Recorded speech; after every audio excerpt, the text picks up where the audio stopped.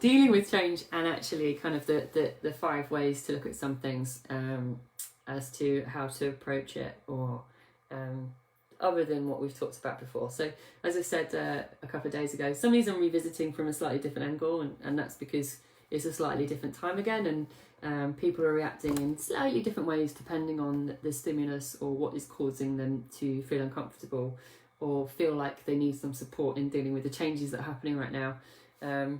So that's what I'm going to do in 2 months, 1 minute. Anybody else still running, by the way? Is anybody else still doing Couch to 5K? If anybody started one, are they still on it? I was late to the party. I've just started mine last couple of weeks. I feel like I missed out on the whole thing. 2 weeks ago it started. I'll start late. All everybody else is still doing it. I need to do like a little Facebook poll on the Insider. Who is still going for daily walks and or daily runs? So I'm wondering. Kate, I hope you're doing plenty of those while you're away. You're in the best place in the world to be walking about. Right, literally 30 seconds. Who else we got? Hard stuff. Kate, does that mean you're still going for a daily walk? You'll be going walking. I mean, if I go by, if you best not be sitting by that very beautiful picture you sent me earlier all day. Best be getting out. Well, working up some energy for a long week of hard relaxing. Right, then let's go. Coach Helen for YouFit Studio, and I'm talking about dealing with change. There's like my hair is changing frequently. there's an escalated frequency of change going on right now. Yeah, all right, we can hit the big ones. We can talk about school. It's there.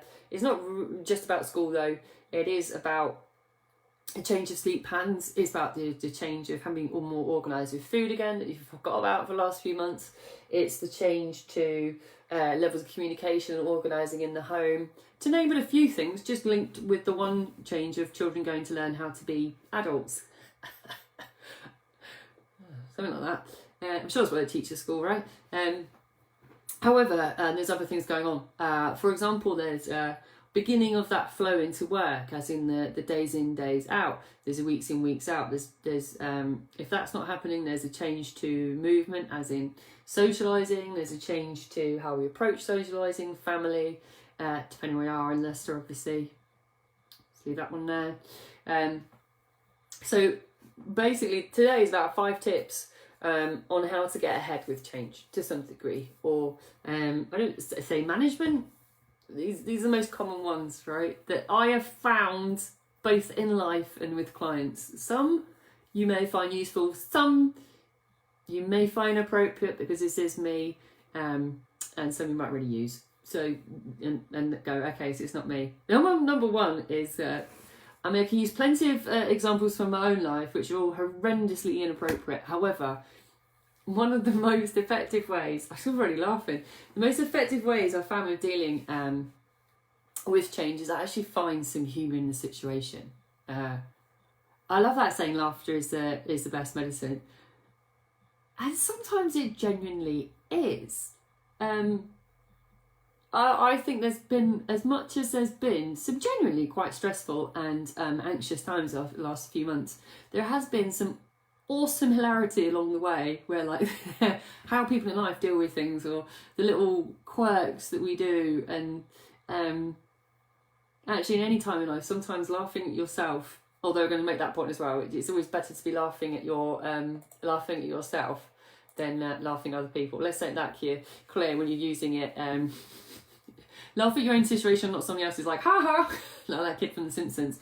However, when you're dealing with your own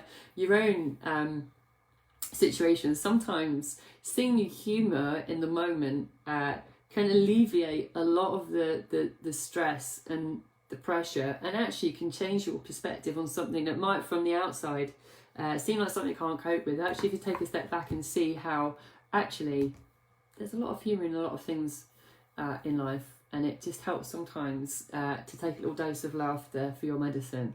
And accept that actually, you know what, if you take a breather, you go, actually, this is actually quite funny how I'm behaving right now. Like I said, it's only appropriate with yourself though. just going to go laughing to strangers in the street or anything else.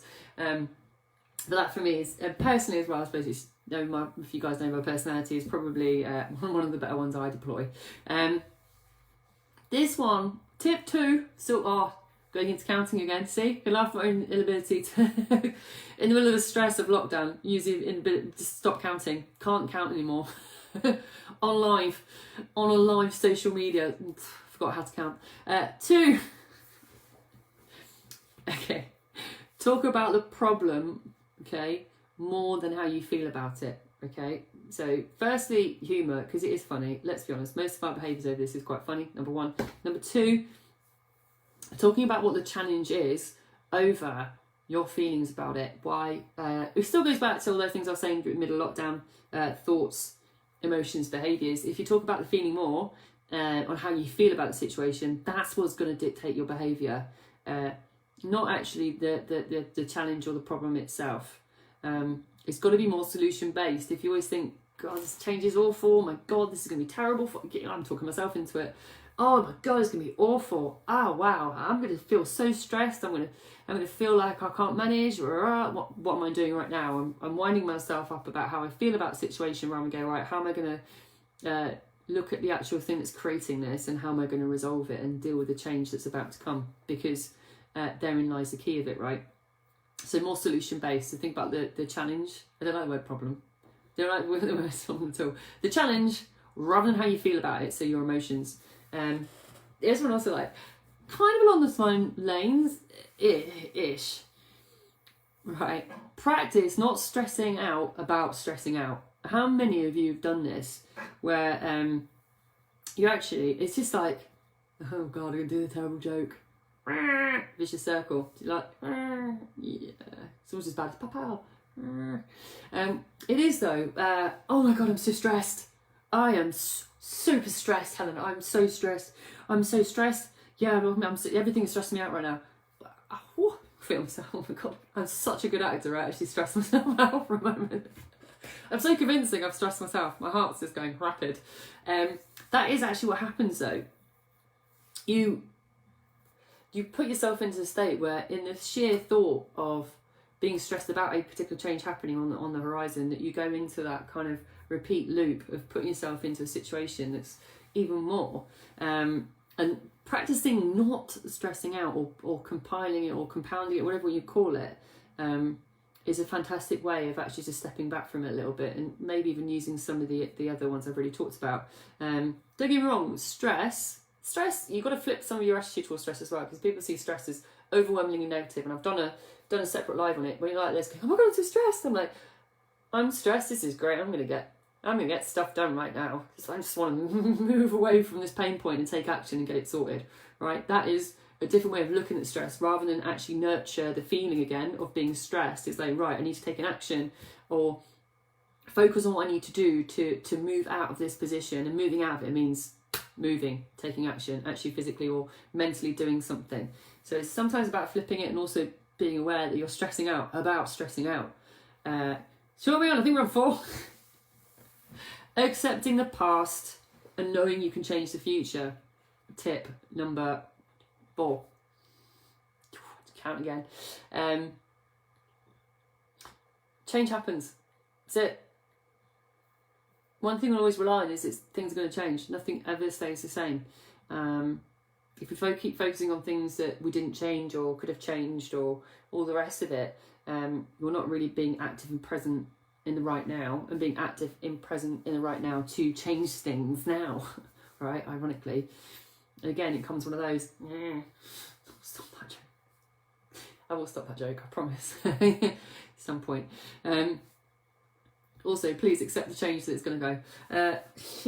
However, it's the same thing. If you keep harking back on how difficult things were, and how we didn't change enough things. I just had a conversation today with somebody who said I compared myself, because they were talking about how much change they dealt with and how well they dealt with change, and I was stood there thinking, God, is it only me that thought and felt that they didn't get a lot done? And so at the end of the day, what's done is done. Move forward now.